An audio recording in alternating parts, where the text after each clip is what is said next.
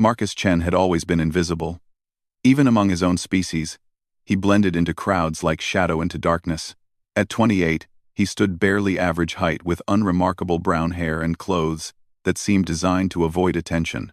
On Earth, he worked third shift at a recycling facility, sorting through humanity's discarded dreams with methodical precision that his supervisors appreciated but never praised. When the Galactic Coalition arrived 3 years ago, they catalogued humans with the same enthusiasm scientists might show for discovering a new type of moss. Mildly interesting, potentially useful, but hardly remarkable among the galaxy's 847 known sentient species. Humans were classified as Category 7. Basic intelligence, limited physical capabilities, moderate technological development, the kind of species that might make decent clerks or maintenance workers in the grand cosmic civilization. Marcus had volunteered for the Coalition's workforce program not out of patriotism or adventure-seeking, but because Earth offered him nothing. No family waited for his return. No career demanded his attention. No dreams required his presence. The Coalition needed manual laborers for their frontier mining operations, and Marcus needed purpose. It seemed like a fair exchange. The transport ship times, efficiency times, was a utilitarian nightmare of gray corridors and recycled air. Marcus shared cramped quarters with 3 other humans. David, a former construction foreman who talked constantly about the money he'd send home. Sarah, an engineer who'd been rejected from the Coalition's technical corps due to limited innovation capacity. And Miguel, a soldier whose military experience meant nothing to species that had perfected warfare before humans discovered fire. "Look at this assignment roster," Sarah muttered, scrolling through their destination details on a battered tablet. Mining Station Kepler 442. Population: 14,000. Primary species: Krillian overseers, Zeth heavy workers, Blim technicians, and... She paused. 43 humans assigned to waste management and equipment maintenance. 43 out of 14,000, David said. "We're not even a rounding error." Miguel laughed bitterly. "At least they're honest about what they think of us." Marcus said nothing. He'd stopped expecting respect before he'd left Earth. Expectations only led to disappointment. And disappointment was a luxury he couldn't afford. Kepler 442 mining station orbited a gas giant whose storms painted the sky in shades of amber and crimson. The station itself was a massive construct of interlocking rings and industrial modules, designed for efficiency rather than beauty. When the transport docked, the humans were processed through quarantine like cargo, assigned identification chips, and directed to their quarters in Section 7C, the station's equivalent of a basement apartment. Their supervisor was a Krillian named Vex Korath, whose chitinous exoskeleton gleamed with the purple-black sheen of his species. He stood nearly 8 feet tall, with 4 arms that moved in unsettling coordination, and compound eyes that seemed to track everything simultaneously. "Humans," he announced to their group with barely concealed disdain. "You have been assigned to Zone 12 waste processing. Your shift begins at 0600 station time and ends at 1800. Meal periods are 30 minutes at designated intervals. Questions will be addressed during weekly review sessions. Compliance is mandatory. Excellence is not expected." That last line stung more than Marcus cared to admit. Not expected to excel, not even hope to improve. They were biological components in a machine too large for them to comprehend, and their mechanical function was to process garbage. Zone 12 was a cavern of industrial machinery, where the station's waste was sorted, processed, and recycled. The air tasted of metal and ozone, punctuated by the constant hum of conveyor systems and processing units. Krillian technicians supervised from elevated platforms, while Zeth workers handled the heavy machinery with their natural strength. Humans crawled through maintenance tunnels and sorted through materials too small or delicate for Zeth manipulation. On Marcus's first day, he was assigned to Maintenance Tunnel 7 Alpha, a narrow passage that ran beneath the primary sorting mechanism. His job was to clear blockages, replace worn components, and report any significant damage to his Krillian supervisor. The tunnel was barely wide enough for a human body, filled with pipes carrying unknown substances and electrical conduits that hummed with dangerous energy. Most workers would have found the claustrophobic environment oppressive. Marcus found it peaceful. No one bothered him in the tunnels. No compound eyes tracked his every movement. No dismissive gestures reminded him of his species' inadequacy. In the darkness between the station's mechanical organs, he was alone with purpose. Within a week, Marcus had memorized every pipe junction, every electrical pathway, every structural support in his assigned section. Not because anyone asked him to, but because patterns soothed him. Understanding systems gave him a sense of control in a universe that had offered him very little. He began to notice things that others missed. Vibrations in the structural supports that indicated stress fractures before they became visible. Variations in the electrical hum that preceded component failures. Subtle changes in the waste flow that suggested blockages developing upstream. Marcus started making small repairs before they became major problems, adjusting systems before they required emergency maintenance. His human colleagues barely noticed. David was too busy calculating his earnings to pay attention to mechanical details. Sarah remained frustrated by her assignment to primitive waste processing instead of the advanced engineering roles she'd hoped for. Miguel treated their work as a form of penance, enduring rather than engaging. But the systems noticed. Waste processing efficiency in Zone 12 improved by 14% during Marcus's second week. Equipment downtime decreased by 22%. Component replacement costs dropped by 31%. Vex Korath reviewed these statistics during his weekly efficiency assessment, with growing confusion. Zone 12 had been operating at baseline parameters for 3 cycles. The only variable was the addition of human workers, and humans were Category 7. They didn't improve systems. They maintained them at minimal acceptable levels while requiring constant supervision. He dispatched a BLIM technician named Crick 7 to investigate. BLIM were small, quick creatures with natural affinity for electronics and mechanical systems. Their 6-fingered hands could manipulate components with surgical precision, and their enlarged craniums housed brains optimized for technical analysis. Crick 7 spent 2 days observing Zone 12 operations from concealed positions. The human workers appeared to be performing exactly as expected. Slowly, methodically, without innovation or insight. The Zeth handled heavy lifting. The Krillian supervisors managed logistics. Everything proceeded according to established protocols, except for the human-designated Marcus Chen 7394. Marcus moved through the maintenance tunnels with unusual confidence, making repairs that weren't scheduled and adjustments that weren't authorized. He seemed to anticipate problems before diagnostic systems detected them. He improvised solutions using available materials in ways that improved efficiency without violating safety protocols. Most remarkably, he did all of this without reporting to supervisors or requesting permission. He simply saw problems and solved them, as if the concept of hierarchical approval had never occurred to him. Crick 7 documented these observations carefully. Unauthorized modifications were serious violations that could result in punishment or deportation. But the modifications were improvements, not sabotage. Marcus wasn't damaging coalition property. He was making it work better. The BLIM technician faced an unusual dilemma. Protocol demanded he report the violations. Logic suggested the improvements should be encouraged. His species valued efficiency above almost everything else, and Marcus was generating measurable efficiency gains. Rather than make an immediate report, Crick 7 decided to observe longer.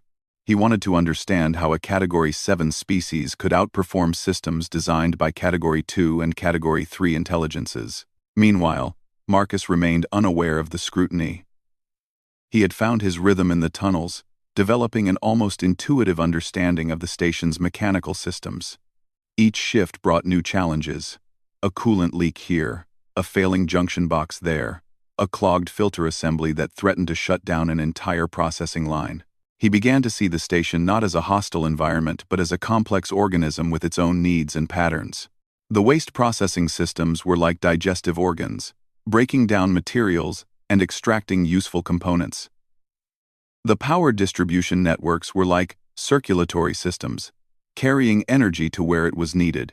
The atmospheric processors were like lungs, maintaining the delicate balance of gases that kept everyone alive. And like any living system, the station had vulnerabilities. pressure points where small problems could cascade into major failures, bottlenecks where inefficiency accumulated like toxins, redundancies that had been compromised by cost-cutting measures. Marcus saw these weaknesses not as flaws but as opportunities. Every repair he made, every adjustment he performed, every small improvement he implemented made the station stronger and more resilient. He started carrying a small notebook, documenting patterns he observed and solutions he developed. Not for any official purpose, but because writing helped him think. The notebook filled with sketches of pipe configurations, electrical schematics drawn from memory, and lists of component wear patterns. During his meal breaks, Marcus would study technical manuals that other workers ignored. Coalition documentation was dense and cross-referenced with standards from dozens of species, but Marcus had always been good at absorbing information. He learned about Krillian engineering principles, Zeth construction techniques, and Blim precision manufacturing. The more he learned, the more he understood how the station's systems could be improved. Not revolutionary changes that would alarm supervisors, but subtle modifications that would increase efficiency and reduce maintenance costs. Changes so small that they might be attributed to normal operational variance rather than human intervention. Marcus began implementing these improvements during quiet moments in his shifts. A slight adjustment to a valve setting here, a minor rerouting of a data cable there. Small changes that individually meant nothing but collectively improved Zone 12's performance by increments that accumulated into significant gains. By his fourth week, Zone 12 was operating at 127% of baseline efficiency. Equipment failures had decreased by 43%. Processing throughput had increased by 19%. Energy consumption had dropped by 12%. Vex Korath's confusion had evolved into concern. These improvements were mathematically impossible given the resources and personnel assigned to his zone. Category 7 workers did not generate such results. There had to be an explanation. He expanded his investigation, installing additional monitoring equipment and assigning more supervisory personnel to Zone 12. But the humans continued working at their usual pace, following established procedures, showing no signs of exceptional capability.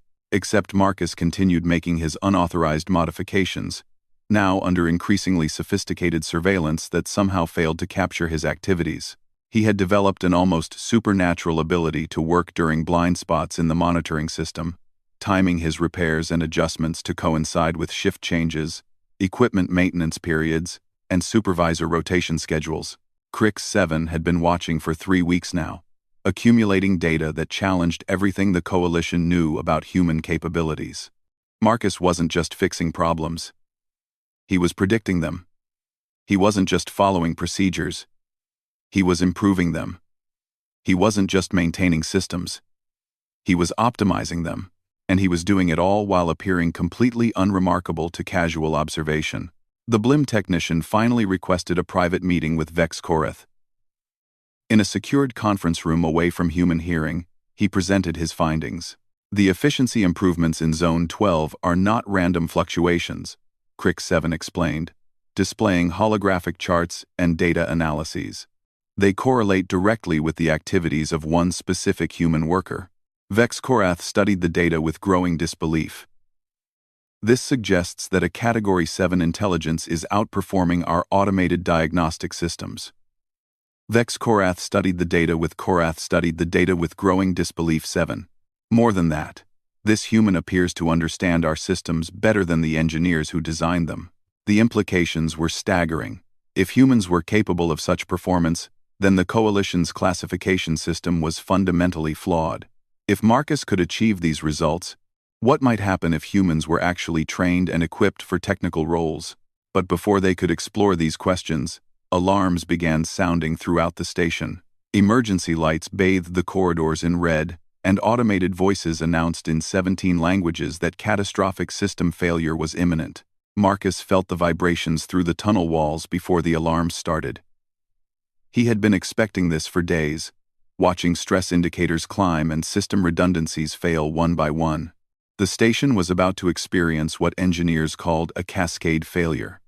A series of connected breakdowns that would cripple life support, power generation, and waste processing simultaneously. He knew exactly what had gone wrong. where the failure would start, and how it would spread through the station's interconnected systems. More importantly, he knew how to stop it, but he was just a Category 7 human assigned to waste management. Who would listen to him? Who would believe that someone invisible and overlooked could see solutions that escaped coalition engineers?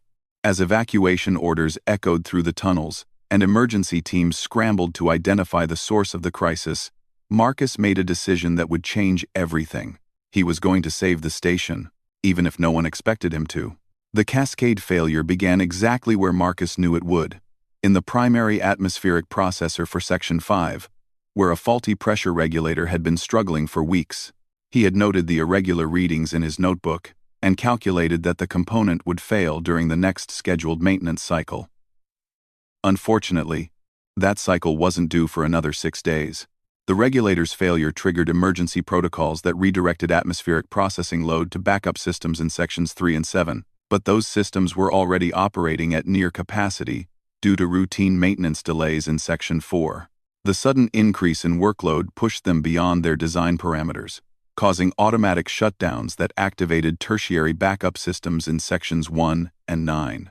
Marcus knew the tertiary systems couldn't handle the full atmospheric load for more than 20 minutes before their aging components would overheat and fail completely. When that happened, the station would lose life support for over 8,000 residents, while emergency repairs were attempted. But the atmospheric failure was just the beginning. The emergency shutdown protocols demanded massive power draws from the station's electrical grid to run backup life support, emergency lighting, and crisis management systems. This power surge would overload Transformer Station Delta 7, which Marcus had identified as vulnerable 3 weeks ago when he noticed stress fractures in its primary support housing. The overload would cause a catastrophic electrical fire that would spread to the adjacent fuel storage facility, threatening the station's main power generation system. Marcus had 23 minutes to prevent a disaster that would kill thousands and destroy the station. He crawled through Maintenance Tunnel 7 Alpha with desperate efficiency, emerging at Access Point 1-2, where emergency teams were already gathering. Krillian supervisors shouted orders in their clicking language, while Zeth workers hauled emergency equipment toward the affected sections. Blim technicians scurried past with diagnostic tools and repair kits. No one noticed the small human who climbed out of a maintenance hatch and began moving purposefully through the chaos. Marcus's first objective was Transformer Station Delta 7. The electrical fire hadn't started yet, but power monitoring systems showed the dangerous surge building toward critical levels. He had maybe 5 minutes before the overload became irreversible.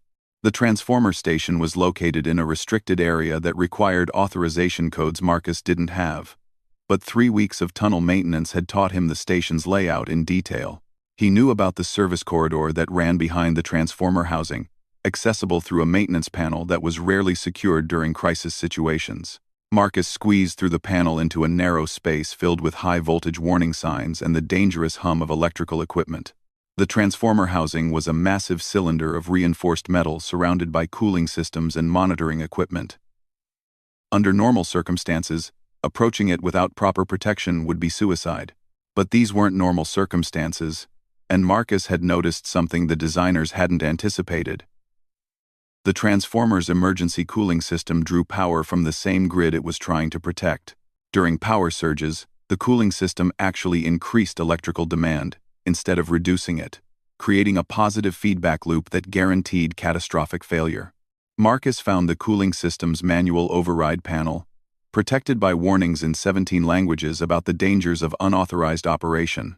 He ignored the warnings and began shutting down the cooling pumps one by one, forcing the transformer to operate on passive cooling instead of active systems. The electrical surge immediately dropped by 30%, bringing the transformer back within safe operating parameters. The first component of the cascade failure had been neutralized, but Marcus had no time to celebrate. The atmospheric systems were still failing, and he had 18 minutes before life support collapsed completely. He climbed back through the service corridor and emerged in a maintenance area near Section 5, where emergency teams were trying to restart the failed atmospheric processor. Krillian engineers clustered around diagnostic displays, their compound eyes reflecting the red glow of emergency lighting as they debated repair strategies. "The pressure regulator has completely failed," one engineer announced. "We need a replacement unit from storage." "Storage is in Section 12, another replied. "Transport time. 47 minutes minimum." "We don't have 47 minutes. Can we bypass the regulator?" "Not without risking explosive decompression. The safety margins are too narrow." Marcus knew they were approaching the problem wrong. The pressure regulator wasn't the real issue, it was just the trigger. The atmospheric system had multiple redundancies, but the emergency protocols were preventing them from working properly. Instead of trying to restart the failed processor, they needed to reconfigure the backup systems to handle the load more efficiently. But he was a Category 7 human assigned to waste management. Speaking up would violate protocols and probably result in his immediate removal from the area. Even if the engineers listened, which was unlikely, they would waste precious time verifying his suggestions through their own analysis systems. Marcus needed another approach. He slipped away from the engineering teams and headed for Maintenance Access Point 23, which provided direct entry to the atmospheric processing control systems. These controls were normally operated through a central command interface, but Marcus had discovered during his tunnel work that individual components could be accessed manually through local control panels. The backup atmospheric processors in Sections 3 and 7 were shutting down because they thought they were overloaded. But the overload calculations were based on normal operating parameters, not emergency configurations. Marcus could manually adjust those parameters, telling the backup systems that their current workload was actually within acceptable limits. He crawled through a maze of service tunnels, following conduits and cable runs toward the backup processor control panels. The tunnels were hot and cramped, filled with the mechanical heartbeat of the station's infrastructure. Emergency lighting cast everything in hellish red shadows. Section 3's backup processor was housed in a chamber barely large enough for BLIM technicians, accessible through a hatch designed for maintenance robots. Marcus squeezed through the opening and found himself surrounded by control panels, status displays, and the massive cylindrical housing of the atmospheric processor itself. The processor was humming at maximum capacity, its status displays showing dangerous red warnings about overload conditions. But Marcus could see that the actual stress readings were within acceptable limits. The system was shutting down based on programmed assumptions rather than real-time analysis. He found the manual override panel and began adjusting the operational parameters. Instead of treating this as an emergency overload, he reconfigured the system to interpret the increased workload as normal operation. The warnings immediately shifted from red to amber, and the automatic shutdown sequence halted. One backup system saved. Marcus checked his chronometer. 14 minutes remaining. Section 7's backup processor required a longer tunnel crawl through areas that were filling with emergency personnel. Marcus had to time his movement carefully, waiting for teams to pass before slipping from one maintenance access to the next. The station's automated systems were tracking all personnel movement during the crisis, but maintenance tunnels were considered infrastructure rather than occupied space. By the time he reached Section 7, the backup processor was already beginning its shutdown sequence. Marcus had less than 3 minutes to reconfigure the system before it went offline completely. The control panel was similar to Section 3's, but the layout was different enough to require precious seconds of analysis. Marcus worked by feel as much as sight, his hands finding switches and adjustment controls while his mind calculated the necessary parameter changes. The shutdown sequence reached its final stage just as Marcus completed the reconfiguration. Status displays flickered from red to amber to green as the backup processor resumed normal operation, accepting its increased workload without complaint. 2 backup systems stabilized. But the primary atmospheric processor in Section 5 was still offline, and Marcus had 11 minutes before the remaining systems would be overwhelmed again. He needed to reach Section 5 and restart the primary processor, but the route was blocked by emergency teams and hazardous conditions. The failed pressure regulator had vented toxic gases into the maintenance areas, requiring specialized breathing equipment that Marcus didn't have access to. But he remembered something from his study of the station's technical manuals. The atmospheric processors were connected by emergency bypass conduits that allowed gas flow to be rerouted during maintenance operations. If he could open the bypass between Section 5 and Section 6, the working processor in Section 6 could handle both areas' atmospheric needs while the Section 5 unit was repaired. The bypass controls were located in a junction chamber between the two sections, accessible through Maintenance Tunnel 12 Gamma. Marcus had never been in that tunnel before, but he had memorized the station's layout well enough to navigate by logic and intuition. The tunnel was smaller than his usual work areas, clearly designed for maintenance robots rather than organic workers. Marcus had to crawl on his hands and knees through a maze of pipes and electrical conduits, following cable runs and pressure gauges toward the junction chamber. The chamber was a spherical room barely 6 feet in diameter, its walls covered with manual controls for the station's atmospheric network. Most of the controls were clearly labeled in Coalition standard, but the bypass system used older Krillian engineering notation that Marcus had to translate on the fly. He found the Section 5 to 6 bypass control and began the activation sequence. The manual was complex, requiring precise timing and multiple confirmation steps to prevent accidental activation during normal operations. Marcus worked through each step methodically, double-checking his progress against the technical documentation he had memorized. The bypass system activated with a deep mechanical thrum that resonated through the station's structure.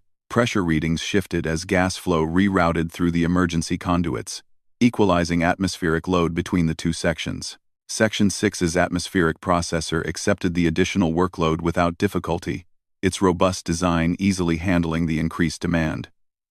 The crisis was over. Life support was stabilized. The station was safe. Marcus had saved thousands of lives, using nothing but manual overrides and configuration changes that any qualified technician could have performed.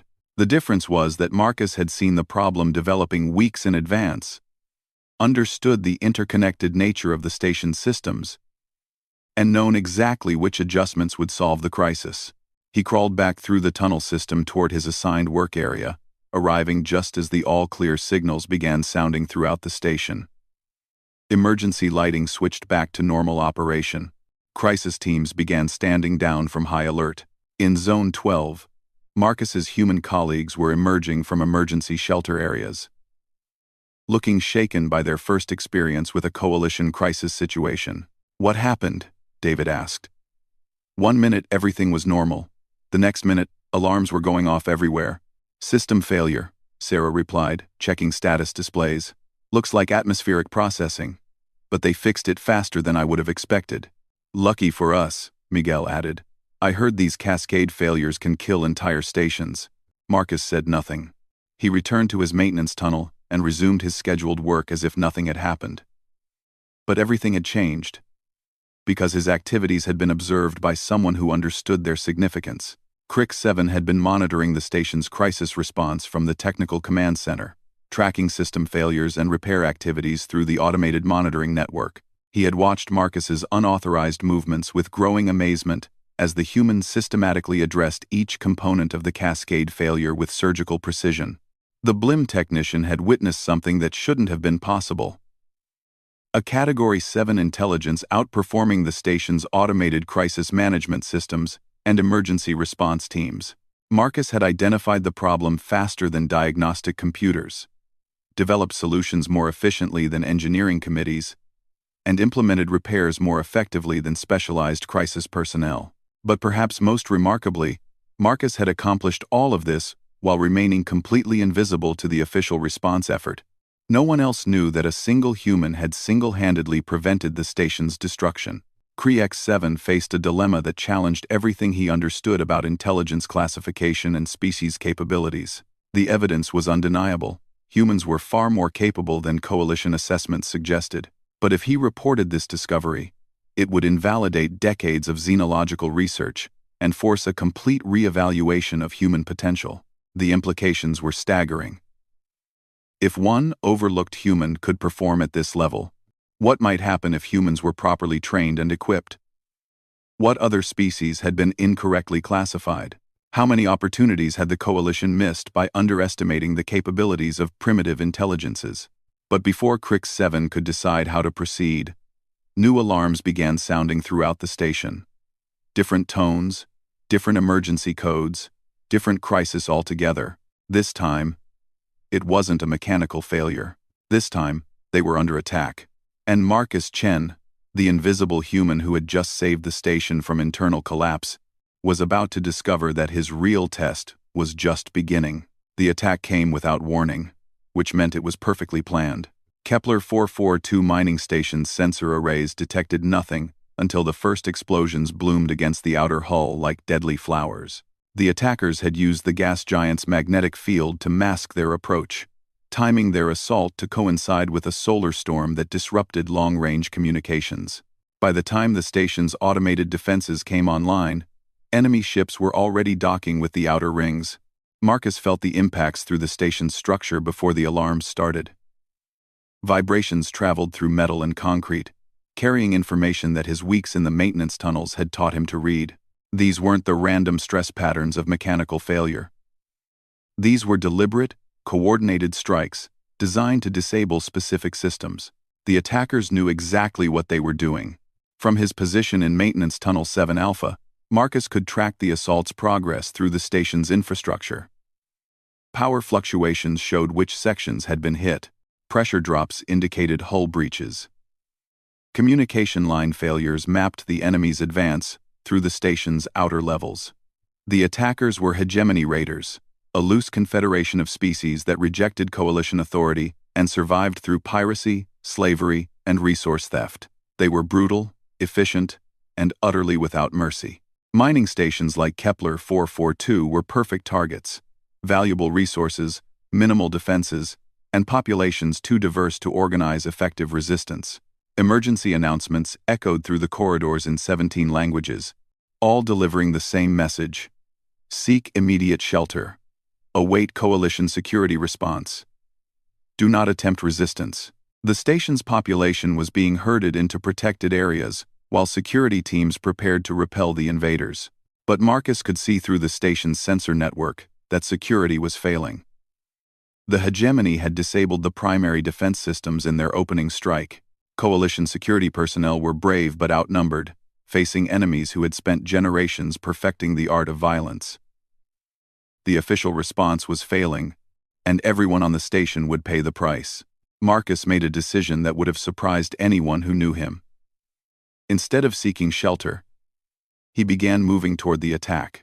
The hegemony's assault followed a predictable pattern that Marcus recognized from historical data he had studied during his off hours. They would disable defenses, secure valuable areas, and then systematically strip the station of anything worth taking.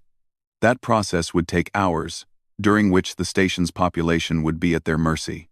But the attackers had one critical weakness. They didn't understand the station as well as Marcus did. They saw it as a target to be looted, not a complex system with hidden vulnerabilities and unexpected capabilities. Marcus knew every tunnel, every conduit, every forgotten maintenance space in Zone 12 and the surrounding areas. More importantly, he understood how the station's systems connected and interacted. He could move unseen through areas the attackers thought they controlled. He could access systems they didn't know existed. He could turn the station itself into a weapon. His first objective was the central power distribution hub in Section 8. The hegemony had disabled the main defensive systems, but they hadn't touched the industrial equipment because they needed it functional for their salvage operations. Marcus could use the power management systems to create selective blackouts, cutting power to areas under enemy control while maintaining it in coalition-held territories. The route to Section 8 required traveling through areas where fighting was heaviest. Marcus could hear weapons fire and explosions echoing through the maintenance tunnels, punctuated by screams in languages he didn't recognize. The station's population was learning what hegemony mercy looked like. Marcus reached the power distribution hub through a service tunnel that emerged behind the main control consoles. The chamber was a cathedral of electrical equipment, massive transformers, switching stations, and control systems that managed power flow to every section of the station. Under normal circumstances, the area would be staffed by BLIM technicians and supervised by Krillian engineers. Now, it was empty, abandoned during the evacuation. The main control interface was designed for multi-species operation, with inputs optimized for Krillian four-armed manipulation, BLIM precision work, and other species capabilities. But Marcus had studied the technical manuals extensively. He knew which controls managed which systems, He began systematically cutting power to sections under hegemony control. Not obvious blackouts that would immediately alert the attackers, but subtle reductions that degraded their equipment performance. Lighting levels dropped just enough to impair visibility. Atmospheric systems reduced oxygen content to levels that would cause fatigue. Gravity generators decreased by small percentages that would affect balance and coordination. The changes were individually minor, but collectively they created an environment where the attackers would become progressively less effective while remaining unaware of the cause. Marcus's second objective was the station's internal communication system. The hegemony had jammed external communications to prevent distress calls, but internal communications were still functioning. Marcus could use the system to feed false information to the attackers while coordinating resistance among coalition personnel. The communication hub was located in Section 6, which required crossing through territory the hegemony had secured. Marcus used maintenance tunnels and service corridors to navigate around the enemy positions, moving through spaces too small for most coalition species and unknown to the attackers. He emerged from a ventilation grate in an empty storage room adjacent to the communication center. Through the walls, he could hear hegemony voices, harsh, guttural sounds that spoke of violence and dominance. The attackers were methodically searching coalition database systems, looking for information about valuable cargo and defensive capabilities. The communication hub's secondary access panel was located in a maintenance closet that the attackers had ignored. Marcus squeezed into the cramped space and connected his portable diagnostic tool to the system interface. The tool was standard equipment for maintenance workers, designed to help troubleshoot equipment problems. But in Marcus's hands, it became something more sophisticated. He began introducing subtle distortions into the hegemony's communication signals, not obvious jamming that would alert them to interference, but small delays and frequency shifts that would cause confusion and miscommunication. Coordination between raider teams began to degrade as orders became unclear and status reports became unreliable. Simultaneously, Marcus opened clear communication channels for coalition security teams, allowing them to coordinate their resistance more effectively. He fed them real-time information about hegemony positions and movements, gathered from the station's internal sensor network. But Marcus's most ambitious objective was yet to come. He was going to use the station's mining equipment as weapons. Kepler 442 was designed to extract valuable minerals from asteroids and process them into refined materials. The station's industrial systems included plasma cutters capable of slicing through solid rock, magnetic accelerators that could launch cargo containers at significant fractions of light speed, and tractor beam arrays, powerful enough to manipulate multi-ton asteroids. All of this equipment could be weaponized if someone understood how to reconfigure the control systems. Marcus made his way to the primary industrial control center in Section 4, traveling through increasingly dangerous territory. The hegemony was expanding their control systematically, and several times he had to hide in maintenance spaces while raider teams passed nearby. The industrial center was massive, a chamber filled with holographic displays showing the station's mining operations, control interfaces for dozens of different systems, and monitoring equipment that tracked everything from plasma cutter temperature to tractor beam power levels. Under normal circumstances, the facility would be staffed by hundreds of technicians from multiple species. Now it was defended by a handful of coalition security personnel who were preparing to make their final stand. Marcus emerged from a maintenance hatch just as hegemony forces began their assault on the control center. Plasma bolts and kinetic rounds filled the air as coalition defenders tried to hold positions behind inadequate cover. The battle was hopeless.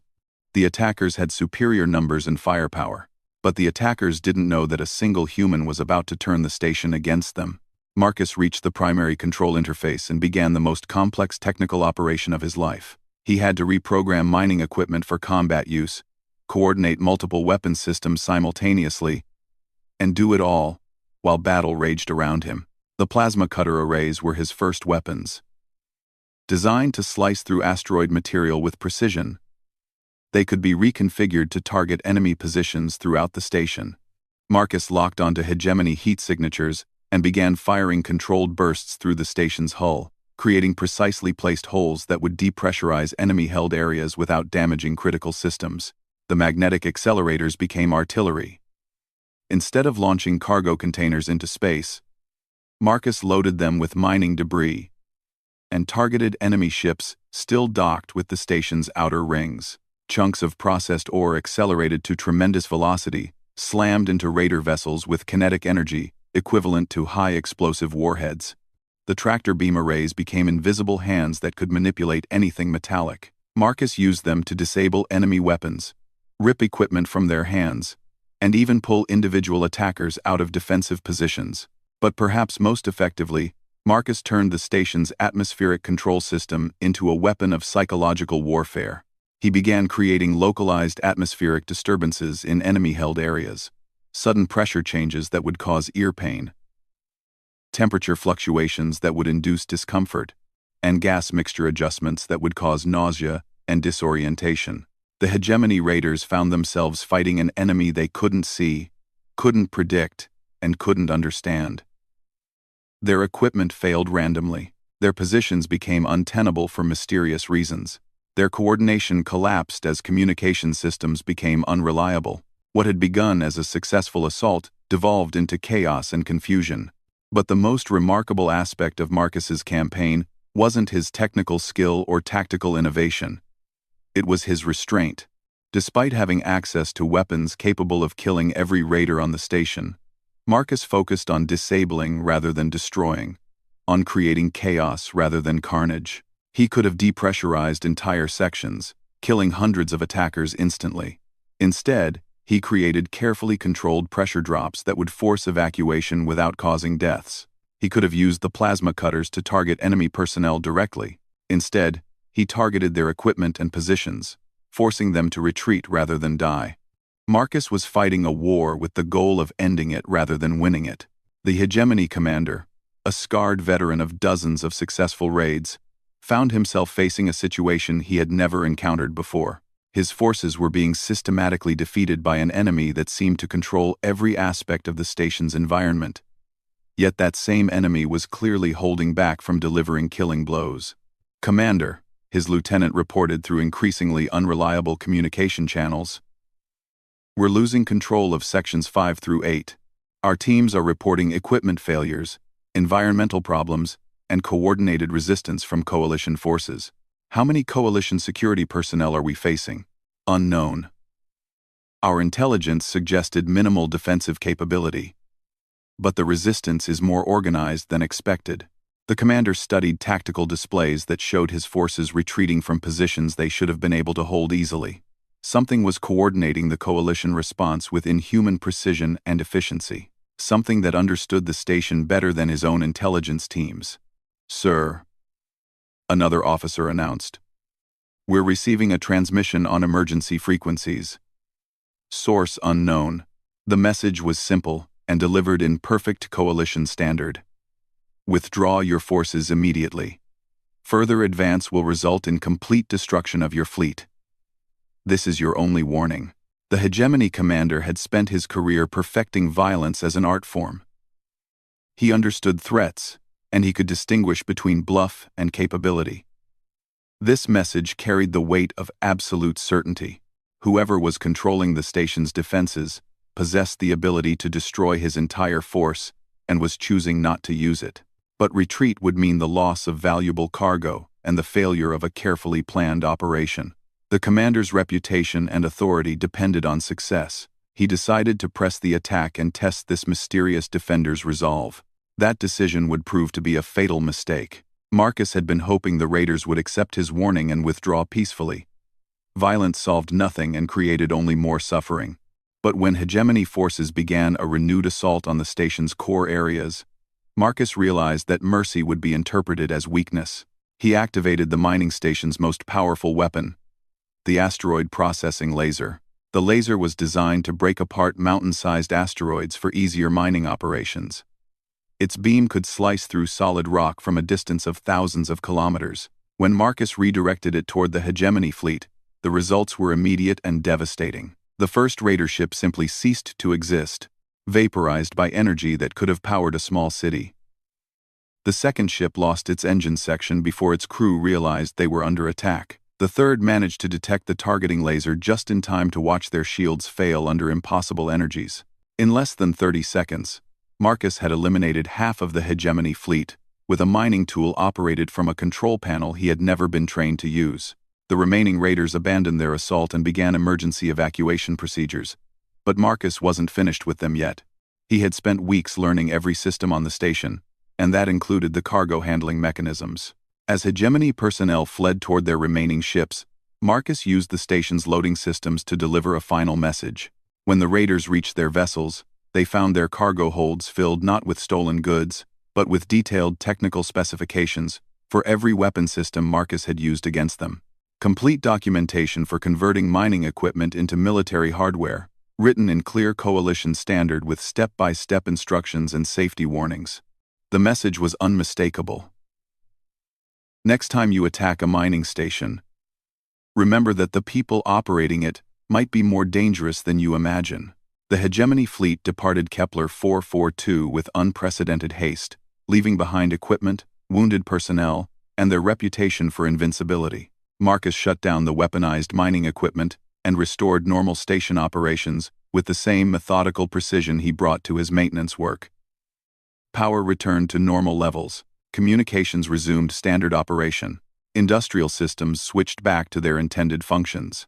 The crisis was over, but Marcus's transformation was just beginning.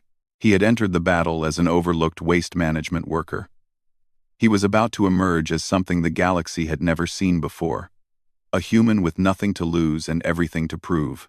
In the aftermath of the hegemony attack, Kepler 442 mining station became the center of an investigation that would reshape the Coalition's understanding of human capabilities. The official casualty report was unprecedented. 0 fatalities among station personnel, minimal structural damage, and complete defeat of a force that had successfully raided dozens of similar facilities. Coalition Military Command dispatched their finest analysts to determine how a Category 7 species had accomplished what their own Category 2 and Category 3 specialists had deemed impossible. Marcus returned to his maintenance duties, as if nothing had happened. Commander Thex Valor arrived on the station 3 days after the attack, with a team of military investigators, xenobiologists, and tactical analysts.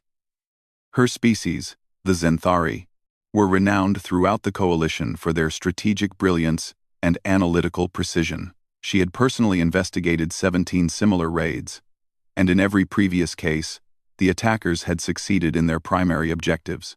"Show me the security recordings," she commanded the station's senior staff, who had assembled in the primary conference chamber. Vex Korath, the Krillian supervisor who had dismissed human capabilities so completely, now found himself trying to explain events that challenged everything he understood about intelligence and warfare. The recordings show Coalition security personnel performing above expected parameters, he reported carefully.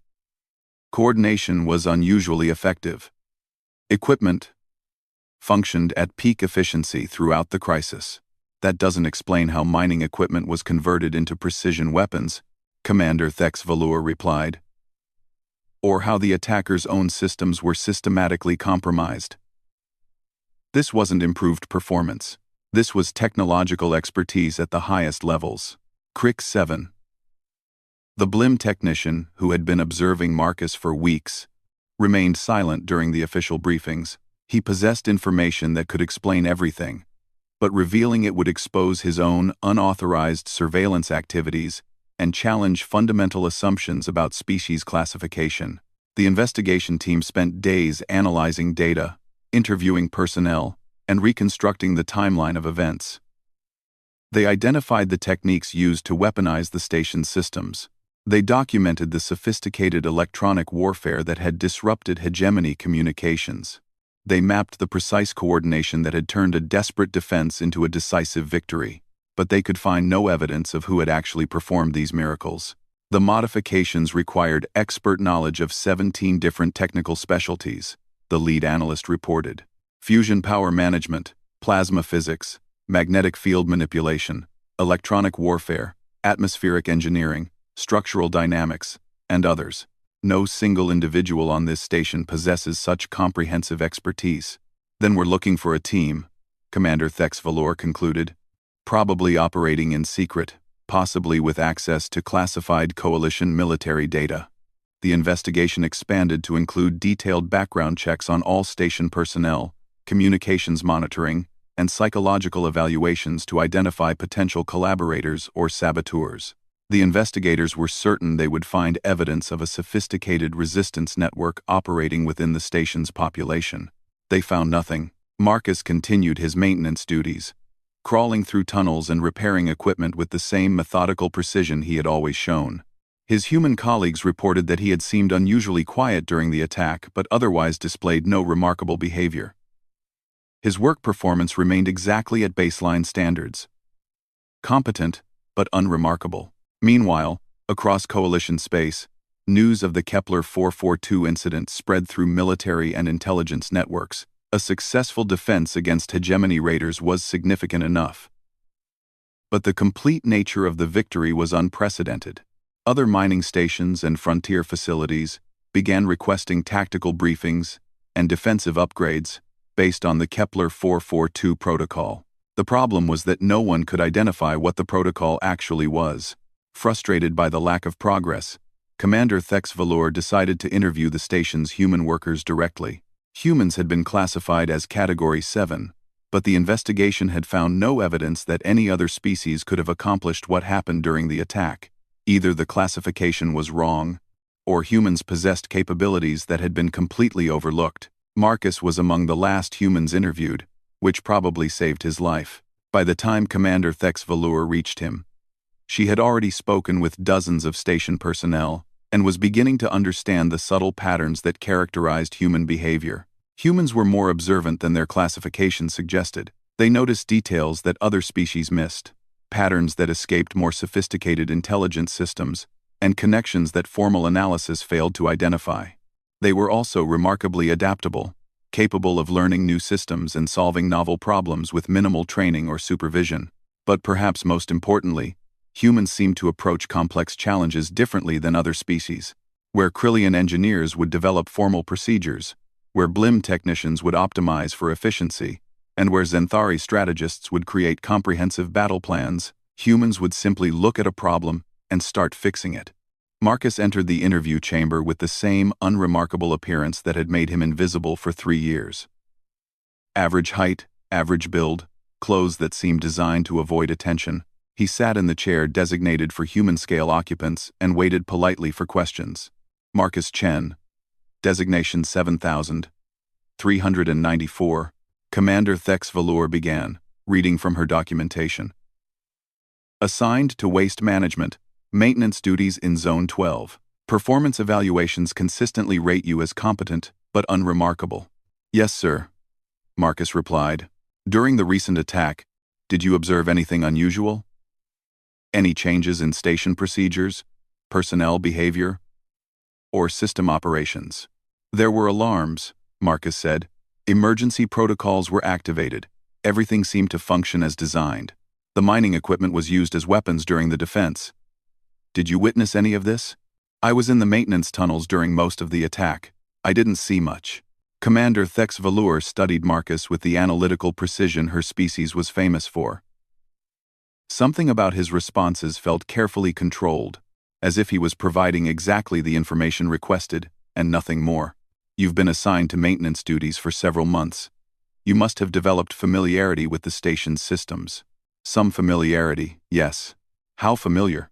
Marcus paused, and in that pause, Commander Thex Valor recognized something she had seen in the galaxy's most dangerous individuals.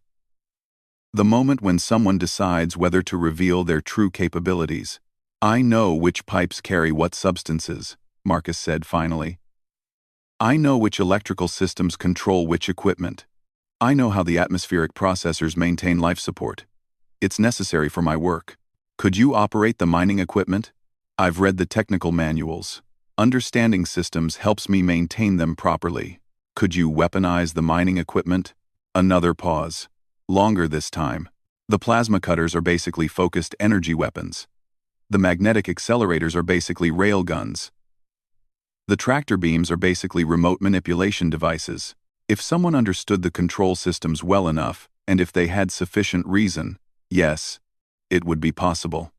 Commander Thex Valor felt the pieces of the puzzle clicking into place with startling clarity. The unremarkable human sitting across from her had just described exactly what had happened during the attack, with technical accuracy that demonstrated comprehensive understanding of the station's most sophisticated systems. "Marcus Chen," she said carefully, "where were you when the asteroid processing laser was fired at the Hegemony fleet?" "Maintenance Tunnel 7 Alpha," Marcus replied without hesitation. Same as always. The answer was precise, immediate, and probably true. But Commander Thex Velour had studied the station's layout extensively. Maintenance Tunnel 7 Alpha was connected to the service corridor network that provided access to every critical system on the station.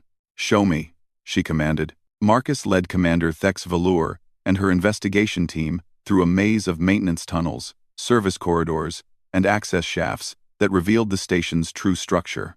Behind the official layouts and administrative maps lay a hidden network of spaces where someone with sufficient knowledge could move unseen and access any system.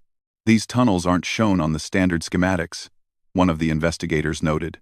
"They're maintenance infrastructure," Marcus explained. "Most species don't pay attention to them because they're too small for comfortable use. But humans are smaller than average for coalition standards."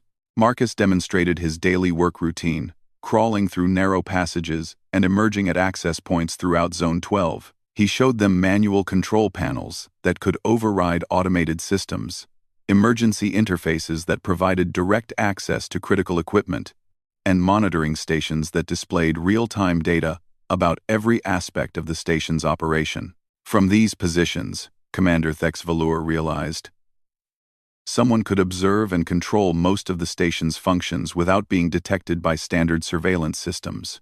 "Yes," Marcus agreed, "if they understood the systems well enough." "And you understand the systems well enough." Marcus met her gaze directly for the first time during the investigation. "I understand that the station is home to 14,000 people who don't deserve to die because someone decided to steal their resources. I understand that the Coalition's official response was failing and that everyone would have suffered if someone didn't do something. I understand that sometimes the right thing to do is the thing no one expects you to do." The admission was quietly delivered, matter of fact, and completely devastating to everything the Coalition thought it knew about human capabilities. Commander Thex Velour had spent her career analyzing the galaxy's most sophisticated military operations. But she had never encountered anything like Marcus Chen. He was a Category 7 intelligence who had outperformed Category 2 strategic systems, using Category 3 technical skills to achieve Category 1 strategic objectives. More disturbing was the realization that Marcus was probably not unique among his species. If humans were capable of this level of performance, what did that mean for the Coalition's understanding of intelligence, capability, and potential? "Marcus Chen," she said formally, "I am recommending you for immediate reclassification and transfer to Coalition Strategic Command. Your skills are wasted in maintenance." "No thank you," Marcus replied. The response was so unexpected that Commander Thex Velour thought she had misunderstood. "I'm offering you advancement to positions that match your demonstrated capabilities. Command authority, advanced training, significant increase in compensation and status. I appreciate the offer, but I'm happy where I am. You're assigned to waste management. I'm assigned to making sure the systems work properly so that people can live safely." The title doesn't matter. Commander Thex Velour studied Marcus with growing fascination. He had demonstrated capabilities that qualified him for the highest levels of Coalition service. But he was choosing to remain in the most humble position available. It was a decision that made no sense according to any model of rational behavior. Unless Marcus understood something about power and responsibility that escaped more sophisticated intelligence systems. "What do you want?" she asked finally. "I want to do my job without hurting anyone," Marcus said. "I want the station's systems to work properly. I want everyone to be safe. That's all. And if the hegemony attacks again, then I'll do what's necessary to protect the people who live here." Commander Thex Velour filed her report with Coalition Strategic Command, but she also made an unofficial recommendation that would have significant consequences for human development throughout Coalition space. She suggested that humans might benefit from being ignored, not overlooked due to prejudice or dismissed due to limited expectations, but deliberately left alone to develop their capabilities without interference. Humans seem to thrive when underestimated, to excel when unsupervised, and to achieve remarkable results when no one expected them to accomplish anything significant. Marcus returned to his maintenance duties, crawling through tunnels and repairing equipment with the same methodical precision he had always shown. But word of his capabilities spread through informal networks throughout Coalition space. Mining stations began reporting improved efficiency rates when human workers were assigned to maintenance duties. Frontier facilities found that their systems became more reliable when humans were allowed to study technical manuals and make minor adjustments. Defense installations discovered that human personnel often identified security vulnerabilities that escaped formal analysis. The pattern was subtle enough that it didn't challenge official classifications or threaten established hierarchies, but it was consistent enough that experienced administrators began requesting human workers specifically, not because regulations required it, but because results demonstrated their value. Marcus Chen had become a legend without anyone officially acknowledging his existence. 6 months after the hegemony attack, Marcus received an unusual visitor in Maintenance Tunnel 7 Alpha, Crick 7. The BLIM technician who had observed Marcus's activities from the beginning squeezed through the access hatch with a small package. "I have something for you," Crick 7 announced without preamble. "Advanced technical manuals for systems you haven't studied yet. Fusion reactor maintenance, quantum communication arrays, gravitic field generators, and other equipment that might be installed on future assignments." Marcus accepted the package carefully. Why? Because knowledge is power, and power should belong to those who use it responsibly. You saved this station and everyone on it, but you did it quietly and asked for nothing in return. That suggests wisdom. "I'm just a maintenance worker." "No," Crick 7 replied firmly. "You're a hunter. You hunt problems and solutions, inefficiencies and improvements, threats and opportunities. The galaxy needs hunters like you, especially hunters that no one expects to be dangerous." The BLIM technician departed as quietly as he had arrived, leaving Marcus alone with knowledge that would prepare him for challenges he couldn't yet imagine. Marcus Chen, the invisible human who had become an unstoppable hunter, returned to his work with new tools and continuing purpose. He had proven that being underestimated wasn't a weakness, it was the perfect disguise. And in a galaxy full of threats and challenges, the perfect disguise was the perfect weapon.